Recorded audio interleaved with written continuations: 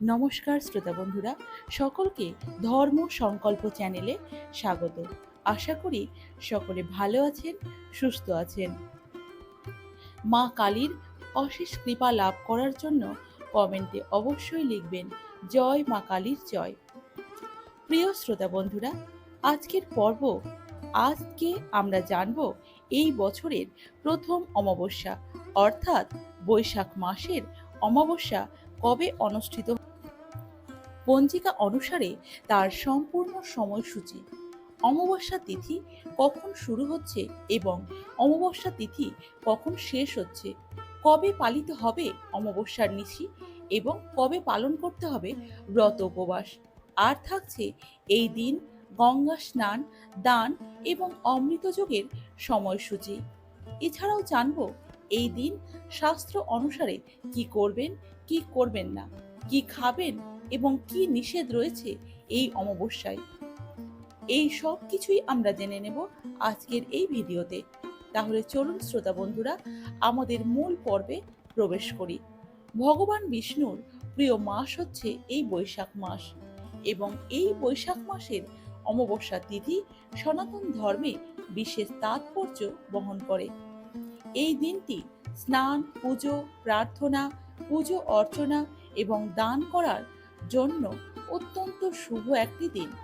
বৈশাখ মাস হলো সেবা, সংযম ও দানের মাস হিসেবে আমাদের কাছে পরিচিত। সেই কারণে এই মাসের অমাবস্যার তাৎপর্য আরো বেশি। ভগবান লক্ষ্মী নারায়ণের আশীর্বাদ লাভ করার জন্য, পূর্বপুরুষদের আত্মার শান্তি এবং জীবনে সুখ ও সমৃদ্ধি লাভের জন্য এই দিনটিকে অত্যন্ত শুভ বলে মনে করা হয়।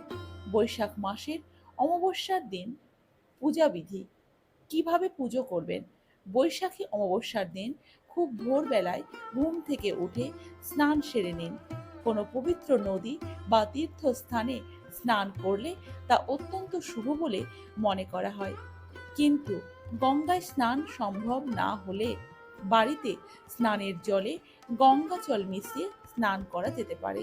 স্নান করার পর পরিষ্কার বস্ত্র পরিধান করুন। তারপর যথাযথ নিয়ম অনুসারে ভগবান নারায়ণ ও মা লক্ষ্মীর পুজো করুন। প্রদীপ, ধূপ, তুলসী পাতা, ফুল ও নৈবেদ্য ভগবানকে নিবেদন করুন। পারলে পূর্বপুরুষদের উদ্দেশ্যে তর্পণ করার রীতিটি পালন করুন। তর্পণের জন্য তিল, ঘাস, কুশ, জল এবং দুধ ব্যবহার করুন। পূর্বপুরুষদের শান্তির কামনায় ভক্তি ভরে প্রার্থনা করুন। ধর্মীয় বিশ্বাস অনুসারে অমাবস্যার সন্ধ্যায় অশ্বত্থ গাছের নিচে প্রদীপ জ্বালানো বিশেষ তাৎপর্য বহন করে।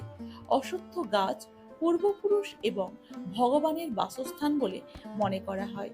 তাই সন্ধ্যায় যদি অশ্বত্থ গাছের নিচে প্রদীপ জ্বালানো যায় তাহলে সংসারে আর্থিক উন্নতি হবে, গৃহে কোনো কিছুর অভাব থাকবে না। আমাদের শাস্ত্রে দানের মাহাত্ম্য রয়েছে, তাই বৈশাখ মাসের এই অমাবস্যার দিন দানের গুরুত্ব অপরিসীম। সনাতন ধর্মে দান সর্বশ্রেষ্ঠ পূর্ণ কর্ম হিসেবে পরিচিত।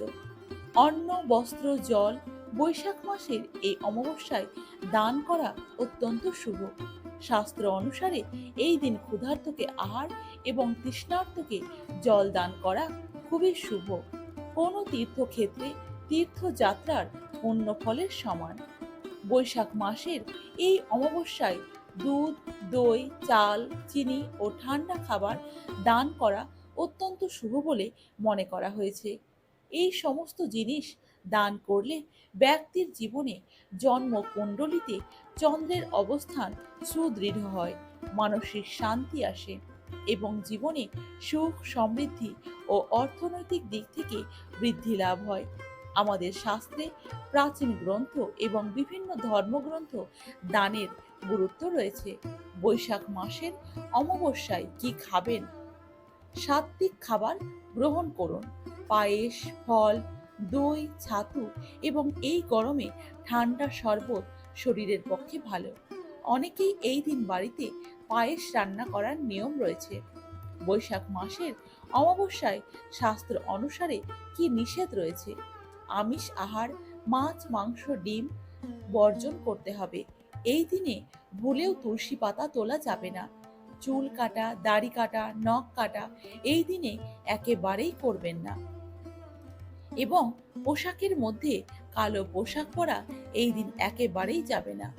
এবং অন্যান্য নিষেধও রয়েছে, যেমন দেরি করে ঘুম থেকে ওঠা, কারোর সাথে ঝগড়া মারামারি করা বা কাউকে কটু কথা বলা একেবারেই নিষেধ। বৈশাখ মাসের অমাবস্যা বছরের প্রথম অমাবস্যা। এবার জানবো বৈশাখ মাসের অমাবস্যা সময়সূচি। সম্পূর্ণ সময়সূচি জানবো পঞ্জিকা অনুসারে। অমাবস্যা তিথি কখন শুরু হচ্ছে এবং অমাবস্যার নিশি কখন পালন করতে হবে এবং ব্রত উপবাস কবে পালিত হবে, এই দিন গঙ্গা স্নান, দান এবং অমৃত যোগের সময় কখন। এই বছর 2026 সালে বাংলা 1433 বঙ্গাব্দে বৈশাখ মাসের অমাবস্যা শুরু হবে 16 এপ্রিল 2026, বাংলার 2রা বৈশাখ 1433 বৃহস্পতিবার রাত্রি 7:06 অমাবস্যার নিশি পালিত হবে এই একই দিনে, অর্থাৎ 16 এপ্রিল 2026, বাংলার 2রা বৈশাখ 1433 বঙ্গাব্দ বৃহস্পতিবার। বৈশাখ মাসের অমাবস্যা তিথি সমাপ্ত হবে 17 এপ্রিল 2026 সালের 2রা বৈশাখ 1433 বঙ্গাব্দে শুক্রবার অপরাহ্ন 5:25। বৈশাখ মাসের অমাবস্যার ব্রত উপবাস এই একই দিনে পালিত হবে, অর্থাৎ 17 এপ্রিল 2026 সালে বাংলার 2রা বৈশাখ 1433 বঙ্গাব্দ শুক্রবার। এই দিন অমৃত যোগের সময় হচ্ছে 6:46 মধ্যে ও 7:38 গতে, 10:15 মধ্যে ও 12:15 গতে, 2:35 মধ্যে ও 4:20 গতে, 5:55 মধ্যে এবং রাত্রি 7:32 গতে, 9টার মধ্যে ও 2:50 গতে, 3:34 মধ্যে। তাহলে শ্রোতা বন্ধুরা, আশা করছি আজকের ভিডিওটি আপনাদের অনেক কাজে লাগবে, অনেক উপকারে লাগবে। যদি ভিডিওটি ভালো লেগে থাকে তাহলে চ্যানেলটিকে সাবস্ক্রাইব করবেন এবং লাইক করবেন এবং আপনার বন্ধু বান্ধব এবং আত্মীয় স্বজনের মধ্যে ভিডিওটিকে শেয়ার করবেন, যাতে তারাও এই সমস্ত নতুন নতুন ভিডিও পেতে আগ্রহী হয় এবং তারাও যাতে এই সমস্ত ভিডিও সবার আগে